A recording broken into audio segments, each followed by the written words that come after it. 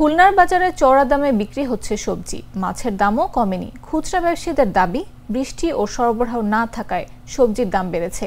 রোববার খুলনার নতুন বাজার, মিস্ত্রিপাড়া বাজার, জোড়াকল বাজার ও নিউ মার্কেট বাজার ঘুরে জানা যায়, সবজির বাজারে টমেটো 120, পটল 60, চায়না গাজর 140, গোল বেগুন 120 ও শসা 60 টাকা, ধুন্দল 60, শিম 120 থেকে 140 টাকা কেজি দরে বিক্রি হচ্ছে।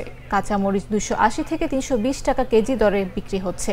মাংসের বাজারে ব্রয়লার মুরগি 170 থেকে 180 টাকা কেজি দরে, সোনালী 270 থেকে 280 টাকা কেজি দরে ও লেয়ার 290 থেকে 300 টাকা কেজি দরে বিক্রি হচ্ছে। গরুর মাংস 750 টাকা কেজি দরে ও খাসির মাংস 1150 টাকা থেকে 1200 টাকা কেজি দরে বিক্রি হচ্ছে। সবজি বাজারে খুচরা ব্যবসায়ীরা বলছেন, ফের কয়েকদিন বৃষ্টি হওয়ায় সবজির দাম বেড়েছে। মাঝে সব সবজির দাম প্রায় কেজিতে 10 থেকে 15 টাকা কমেছিল। তবে সরবরাহ বাড়লে আর শীতকালীন সবজি উঠতে শুরু করলে দাম আরও কমে যাবে।